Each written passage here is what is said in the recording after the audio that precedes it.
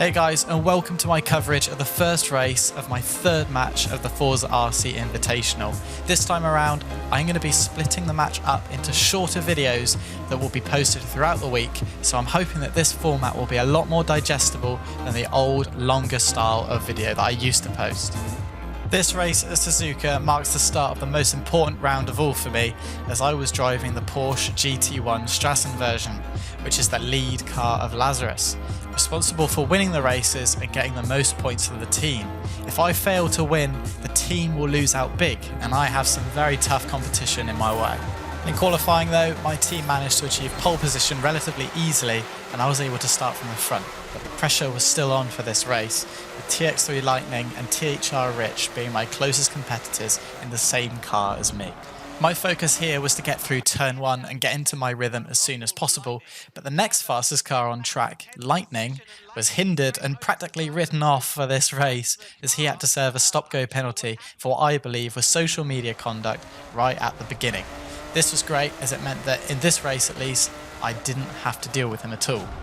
And that was that, really. I mean, the hardest bit of the race was out the way, the start. So much could have gone wrong there, but ultimately it did not. And now I found myself really just trying to get to grips with where the corners were, just remember what my fingers are supposed to be doing, which, believe you me, is actually a lot easier said than done, because when all your practice happens, it comes down to it in the race, and I'm sure I'm speaking on behalf of all the competitors, it just feels a bit different when you're actually in the spotlight. And just like how here I turned into 130R and my fingers just didn't react the way I wanted them to, I didn't quite go for the, to be honest, I think I was going to corner cut, so I had to turn out and then basically ruin my exit completely.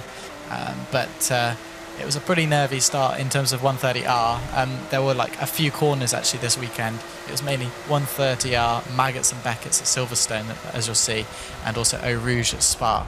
And those three corners, or sets of corners, were the ones I was most scared of corner cutting. And that is one of the big topics that I had learned actually from all of this racing, that corner cutting has so much power to completely destroy your race that you just don't want to risk anything at all. We skipped to lap 4 and I had managed to comfortably hold the gap, but critically, Rich had a time penalty as a result of corner cutting, which further relaxed my mindset as I knew he was now on the back foot.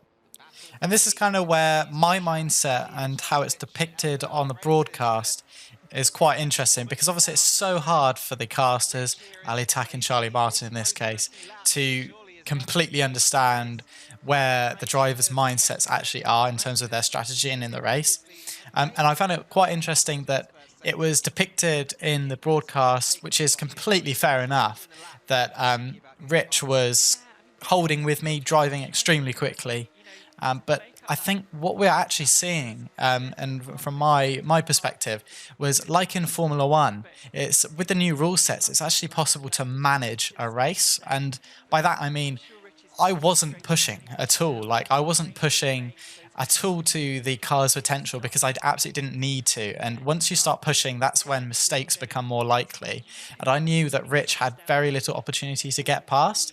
And so it was quite interesting to see. I'm interested to see how the series can recognize this going forward, actually, because I think with the new strategy, it's now pushing and getting the most raw pace you can actually isn't necessarily the only way to drive, and it's exceptional that that is the case, as it's opening up so many more realms of possibility for how drivers tackle the races themselves.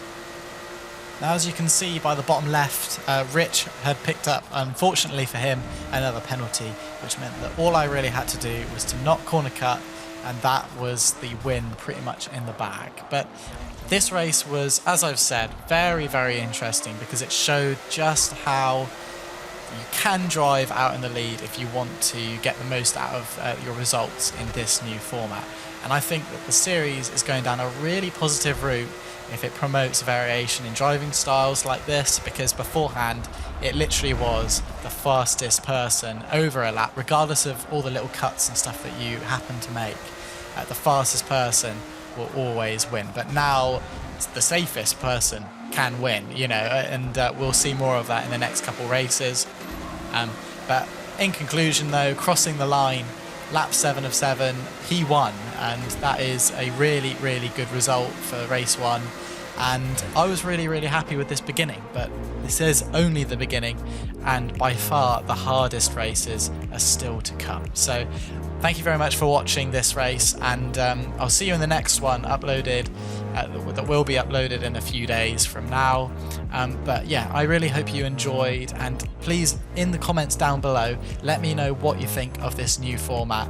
Do you prefer it being short and snappy and so that you can navigate through each race, or would you prefer one long video that you just sit from the beginning till the end, get out popcorn, whatever, and that be that? But thank you very much for watching, and I'll see you next time.